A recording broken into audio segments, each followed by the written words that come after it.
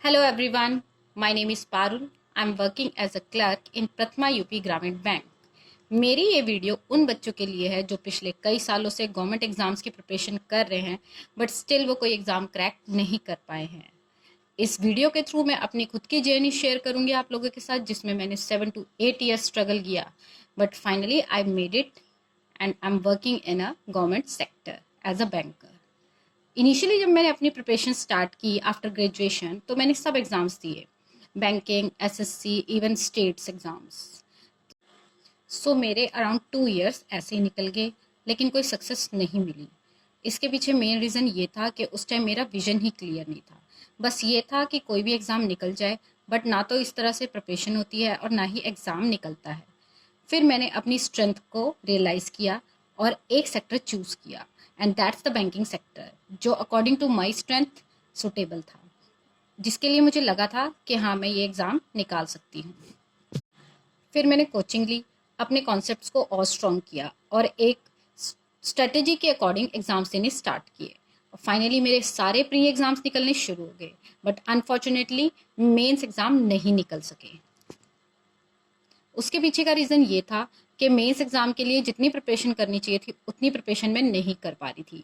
वो क्यों नहीं कर पा रही थी? क्योंकि मेरे ऊपर रिस्पॉन्सिबिलिटीज़ काफ़ी थी। एज अ गर्ल मुझे काफ़ी कुछ देखना था, बट मेरे सामने चैलेंज था कि मुझे अपनी रिस्पॉन्सिबिलिटीज़ को निभाते हुए एग्ज़ाम निकालना है और खुद को स्टैंड करना है। ड्यूरिंग योर कॉम्पिटिटिव फेज सबसे मेन चीज़ है कि you have to be positive. तो आप नेगेटिव लोगों से हमेशा दूर रहिए। मैंने भी ऐसा ही किया। जो भी लोग नेगेटिव बोलते थे या जिनके भी नेगेटिव थॉट्स थे उनसे दूर रहना शुरू कर दिया। मेरे जितना भी फ्रेंड सर्कल था वो पॉजिटिव था, जो मुझे मोटिवेट करता था कि नहीं तो कर लेगी, बस थोड़ी सी मेहनत और। जो मेन थिंग्स है आपको ध्यान रखनी है during your preparation phase is that first is positive surrounding, जो सबसे ज़्यादा नेसेसरी है। Second is your never give up attitude and your believe in your self. And the third one is your strategy of preparation. मैंने क्या किया था, मेरा reasoning बहुत अच्छा है, मतलब मेरे को रीजनिंग बहुत पसंद है, तो मैंने रीजनिंग को उसी तरीके से अटेम्प्ट किया। क्वांट मेरा एवरेज है, मेरे से स्टेटमेंट क्वेश्चंस उतने नहीं होते, तो मेरा जो जो मेरा स्ट्रॉन्ग पॉइंट था क्वांट में, जो मुझे टॉपिक्स अच्छे से आते थे, मैंने उनको बहुत अच्छे से अटेम्प्ट किया। इंग्लिश मेरा ऑन एन एवरेज है, तो मैंने इंग्लिश में भी जो मेरे स्ट्रॉन्ग पॉइंट्स थे, जो मेरे को बेसिकली समझ आते थे, मैंने वही चीज़ें अटेम्प्ट करी। एंड जीए, जीए मेरे को कभी नहीं याद होती थी, लेकिन मैंने मेंस एग्ज़ाम के लिए बहुत मेहनत करी थी और स्टिल जीए के लिए आपको भी बहुत मेहनत करनी पड़ेगी। जीए में मैंने 2 सोर्स लिए, कोई भी 2 सोर्स लो, लेकिन उन 2 सोर्स को अच्छे से 100% फॉलो करना है। ज़्यादा सोर्स के पीछे नहीं भागना है, क्योंकि ज़्यादा के चक्कर में कुछ भी नहीं हो पाता है, जो मेरा हर बार मेरे साथ होता था। तो मैंने इस बार सिर्फ 2 सोर्सेज पकड़े, उन 2 सोर्सेज को अच्छे से प्रिपेयर किया। 15 to 20 डेज मैंने जीए इतना अच्छे से किया, इतना अच्छे से किया कि मेरे को क्वेश्चंस लर्न हो गए थे। तो जब आप मेंस एग्जाम में जाओगे उस तरीके से ही आपको क्वेश्चंस इजीली अटेम्प्ट हो जाएंगे। दूसरा होता है कि आपके अटेम्प्ट किस तरीके से आपको पेपर अटेम्प्ट करना है।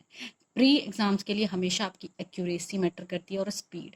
तो प्री के लिए तो आप जितने मॉक्स लगा सको एग्जाम से पहले उतने अच्छे हैं। मैंने डेली 2-2 मॉक्स भी लगाए, वो भी इस तरीके से अपने टाइम मैनेजमेंट करके।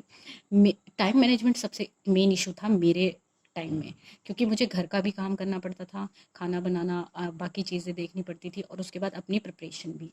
तो मैंने उसी तरीके से अपने टाइम को डिवाइड किया। मैं या तो सुबह अर्ली मॉर्निंग उठ के भी मॉक्स देती थी या फिर मैं लेट नाइट, जैसे भी मेरा टाइम शेड्यूल मैनेज होता था मैंने उसके अकॉर्डिंग प्रिपरेशन की।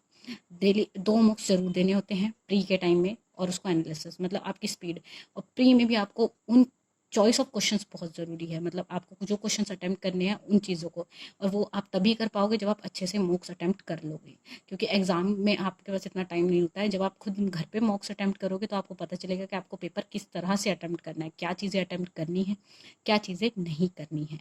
ये तो प्रीलिम्स के लिए हो गया। आप प्रीलिम्स को इस तरीके से लेके चलो कि प्री को जस्ट आपको ज़्यादा नहीं करना है, लेकिन जितना भी करना है इतना करना है कि आपका 100% एक्यूरेसी के साथ हो।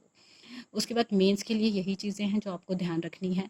अपनी अपनी सेक्शंस डिवाइड करके अपने अपने स्ट्रॉन्ग पॉइंट्स को अच्छे से करो। जो नहीं आता है उसके पीछे मत भागो, जितना आता है उसको अच्छे से अटेम्प्ट करके भी आप एग्ज़ाम निकाल सकते हो।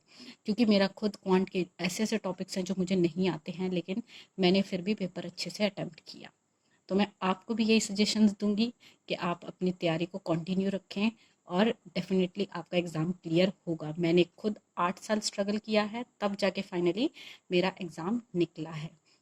और गर्ल्स के लिए तो बहुत इश्यूज भी होते हैं, बहुत प्रॉब्लम्स होती हैं, बहुत चैलेंजेस होते हैं जो फेस करने होते हैं। एक चैलेंज होता है शादी का, उस चीज़ पे आप ध्यान मत दीजिए, आप वो घर वालों पे छोड़ दीजिए। आप अगर उस चीज़ पे ध्यान देंगे तो आप कभी अच्छे से प्रिपेयर नहीं करोगे, आपका माइंड डाइवर्ट होगा। तो मैंने वो चीज़ घर वालों के ऊपर छोड़ दी थी। मतलब जो होगा ठीक है, एक्सेप्ट दैट, बट उसकी वजह से अपनी प्रिपरेशन पे कोई भी इश्यूज ना आने दें। अपनी प्रिपरेशन कंटिन्यू रखें, अपने तरीके से करें, जो बोलता है कोई बोलने दें, अपने पॉजिटिविटी के साथ, नेवर गिव अप एटीट्यूड के साथ अपना 100% दें, and one day you will definitely made it. Thank you so much.